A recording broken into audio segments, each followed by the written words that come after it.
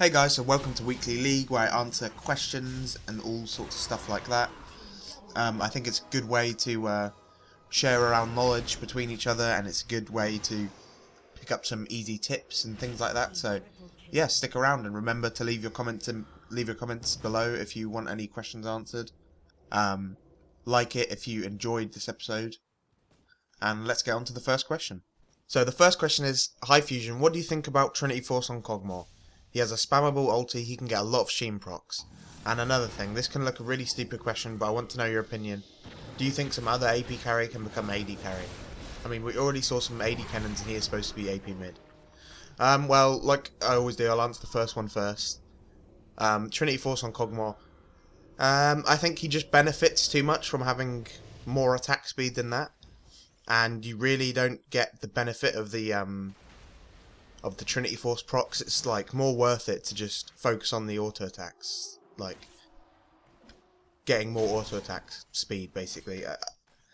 I suppose it could work. I haven't really tried it or anything, but there's got to be a reason why people haven't done it already, and I think it's mostly due to the fact that he just scales so well with Phantom Dancer. That's pretty much it. And do you think other AP carries can become AD carries? I'm not quite sure about that, but I think pretty much almost any AP carry can be a support if played right, like legitimate. But not AD carry. AD carries have to have something specific about their kit that makes them an AD carry, something that complements auto attacks. Kennen, for example, he has an incredibly high base AD, which helps him in lane, high base attack speed, and he's got all those stuns, which help him in lane as well. They've got to have some sort of redeeming factor, otherwise you can really just build Infinity Edge, Phantom Dance on Soraka and do a hell of a lot of damage anyway. So, yeah, there kind of needs to be something there for it. I'm not sure who else could be. I don't really think anyone else could be. We'll just have to see how that kind of develops. So the next question is, on AD carry, should your 6th item always be Guardian Angel? Why wouldn't you go for extra attack speed or damage? For instance, you could go Madred's Blood Razor, get that 40% extra attack speed. I'm fairly new to the game, 2 months in or so. Why is that tiny bit of defensive if you could go more AD or more attack speed? Just wondering. Would be helpful if you could answer this question since it's not exactly clear from your item guide. I thought I made it pretty clear there, but it's mostly due to the fact that if you just get caught out once, and you get stunned, you're just dead basically. Unless like sort of Taric can flash stun you, then someone else can go in and hook you with Skarner or kill you with their AP burst or something. You need something. You need either QSS, cleanse. You need something to keep you alive late game.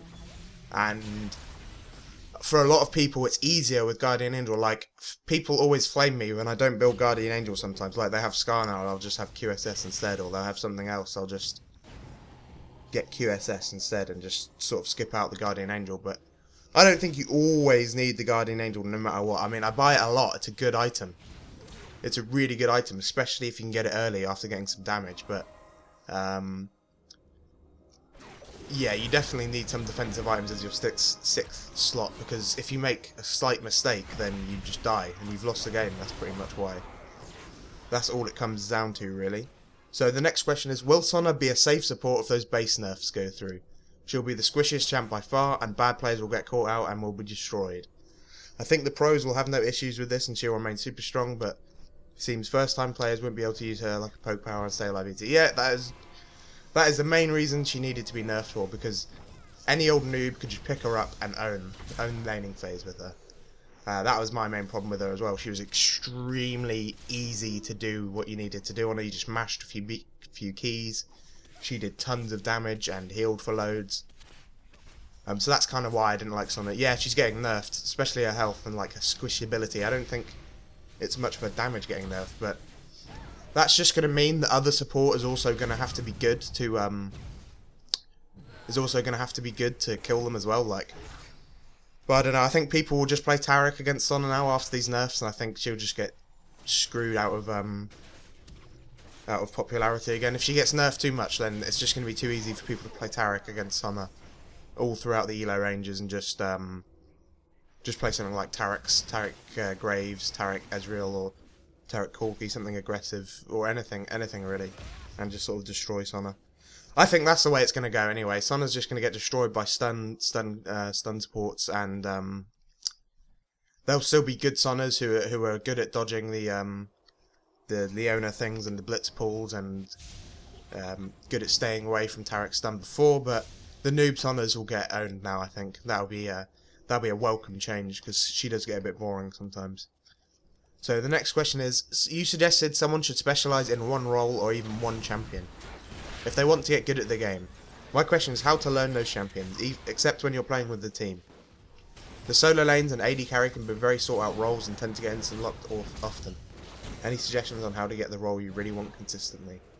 So the first piece of advice I can give to getting your role is, if you're first or second pick, don't take any shit and just try and get your role. Like, even if someone calls it, oh, I'm mid, blah blah blah, I'm top, just pick your damn role. And if you're higher pick than them, that's the simple way it is. Like, people won't care. Like, that's the laws of the solo queue. You know, the laws of the wild that is solo queue. If you're higher pick, you get the role you want. If someone's higher pick than you, just take something else. Get over it. Just play more games, basically. It helps to like communicate to your team saying, yeah, I prefer to be AD carry in the start of the champion select. That also increases your chances. Like, it's worth doing that. So many people do it now, and it can help them get it. Like, if someone has no particular qualms over what they're playing, they'll pick something else if you really want their role.